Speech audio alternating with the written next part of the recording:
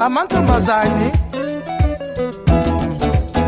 Basse South Africa Nolo Babalo O Fezeka Spokas Cindy Soir Oh Nosipo Nana Where is it Amanda Nosipiwe.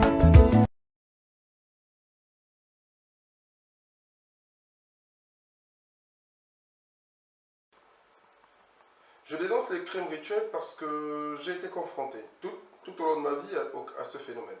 Dans ma famille et ailleurs, et je trouve que c'est une aberration parce que tuer quelqu'un ne te rendra pas plus intelligent. Si tu n'as pas pris la peine de t'instruire et de faire en sorte d'être moins bête tous les soirs. Tuer quelqu'un ne te rendra pas plus éloquent si tu n'as pas pris la peine d'apprendre à être éloquent et de pratiquer cet art qu'est l'éloquence, parce que l'éloquence, bien sûr, n'est pas innée, elle est essentiellement le résultat d'un travail, même s'il y a des talents, mais même ces talents ont besoin d'être canalisés par le travail.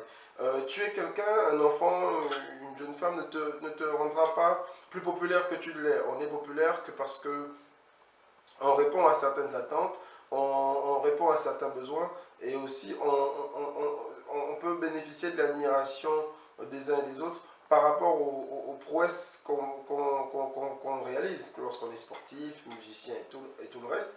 Il n'y a aucun lien, et là je le répète, il n'y a aucun lien avec le fait de tuer quelqu'un ou de l'éventrer, de posséder ses parties génitales. Pas plus que ça ne rapporte de l'argent. Parce que pour le cas de la plupart des pays africains, l'argent est fabriqué par des banques. Donc, que vous tuez des gens ou non, la banque fabriquera toujours de l'argent et la mettra en circulation en fonction de l'état de l'économie. Quand vous prenez un pays comme le Gabon, la plupart des ressources de l'État proviennent de l'exportation de matières premières. Que vous égorgez des enfants ou non, il y aura toujours du pétrole, il y aura toujours du bois, du manganèse et tout le reste. Et les gens qui achètent ce manganèse reverseront une partie à l'État, que vous tuez des enfants ou non.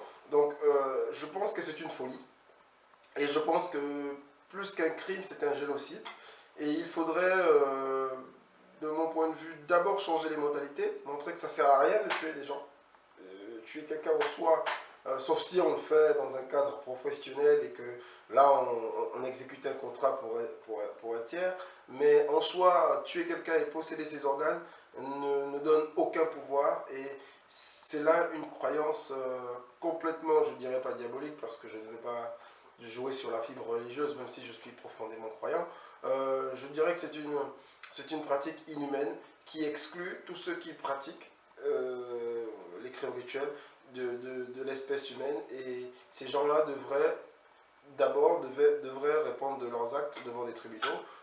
Toute la chaîne, que ce soit les exécutants, que ce soit les intermédiaires, donc ceux qui transportent les organes, et aussi les commanditaires qui sont derrière tous ces crimes. Je crois qu'il faudrait qu'on pointe du doigt sérieusement ce problème un peu plus, car massacrer des gens n'apporte rien d'autre que la destruction à une société. Et je suis très inquiet quand je regarde la fréquence des crimes rituels dans le pays d'où je viens, donc au Gabon. Lorsque je regarde les gens qui pratiquent ces crimes, qui sont de plus en plus jeunes et pour des sommes de plus en plus dérisoires. On parle de crimes rituels effectués pour 300 €, 200 000 francs CFA. On parle de crimes rituels effectués par des personnes qui ont 20 ans, 25 ans, sur des enfants de 3-4 ans. Comment à 20 ans on peut penser, on peut en arriver à dépecer une jeune fille de 3 ans ou un jeune garçon, vider un jeune garçon de 100 ans pour percevoir 300 000 francs. Je crois que ce sont des choses que la société gabonaise n'avait pas connues dans les années 70 et 60, et que malheureusement aujourd'hui, qui font partie du quotidien. Et je crois qu'on devrait faire plus d'efforts dans ce domaine pour dénoncer et sévèrement punir tous ces gens qui sont responsables de la mort de nos parents, de nos amis, de nos frères et de nos compatriotes.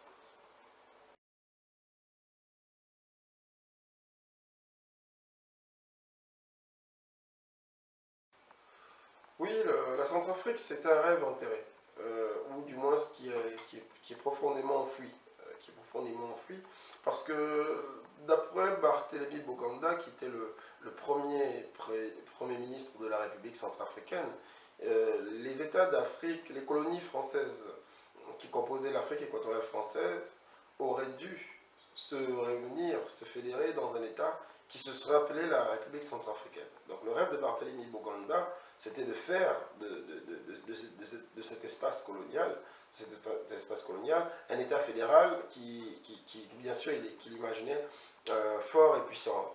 Malheureusement pour Barthélemy Boganda, il y a eu des refus. Il s'est opposé à plusieurs refus, notamment à celui du premier président du Gabon, Léon Mba, qui avait dit, et là je cite Abel Goumba, qui avait refusé carrément que Boganda et sa suite atterrissent à Libreville en disant nous ne voulons pas de votre République centrafricaine, nous voulons faire notre petit Gabon. Boganda avait un rêve qui est définitivement enterré. Quand on regarde l'état de la Centrafrique aujourd'hui, on ne peut pas imaginer que cet État qui était à l'origine quand même d'un projet politique aussi grand se retrouve dans une situation où il n'y a quasiment plus l'État, où la sécurité est essentiellement garantie par des armées étrangères, parce que qu'on le veuille ou non, l'armée française est une armée étrangère, et par des armées qui ne sont pas toujours soucieuses du bien-être des populations. Je ne vais pas revenir sur le scandale, les différents scandales qui frappent l'armée française, mais aussi les autres armées étrangères, parce qu'il ne faut pas oublier que si l'armée française a été indexée, il y en a d'autres qui le sont tout autant, et peut-être même un peu plus, mais qui bien sûr ne jouissent pas de la même médiatisation, pour la simple et bonne raison que c'est plus intéressant d'attaquer l'armée française de par le rôle qu'a la France, de la place qu'occupe la France dans le concert de la nation, que d'attaquer des supplétifs rwandais ou ougandais, que sais-je encore. À partir de ce moment, je verse une larme sur ce pays qui était un phare pour la plupart des États d'Afrique centrale, qui était porteur d'un projet novateur et qui s'est retrouvé tour à tour, dirigé par des personnes complètement incompétentes et complètement incapables de proposer une offre politique sérieuse à ce pays si riche en minerais, en diamants notamment. Et on a eu de Bokassa à Tchotodia une série de dirigeants qui ont peu à peu contribué à la déliquescence de ce grand pays. Et aujourd'hui, je déplore l'état dans lequel il se trouve, et j'exhorte les Centrafricains et toutes les hommes de bonne volonté à tout faire pour que cet état, qui est quand même un état majeur de la sous-région et même en Afrique, puisque c'est la République centrafricaine, c'est le cœur de l'Afrique, à agir pour que la Centrafrique puisse enfin accéder au bien-être et au bonheur qu'il mérite et que tous ses habitants attendent.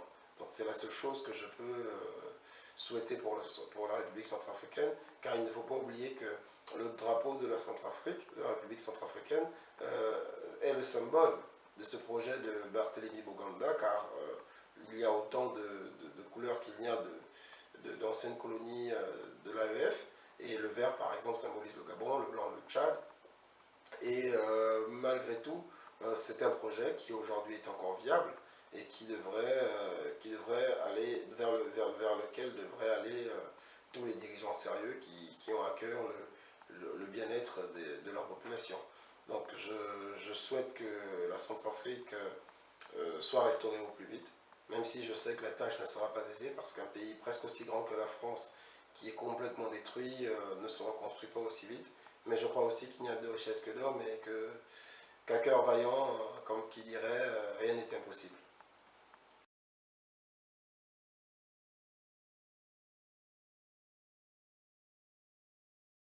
Le conflit, à tout le moins les 6 millions de morts, le génocide en cours en République démocratique du Congo, et plus de 6 millions de morts, parce qu'on avance généralement le chiffre de 6 millions, mais je suis sûr qu'il y en a un peu plus. D'aucuns d'ailleurs affirme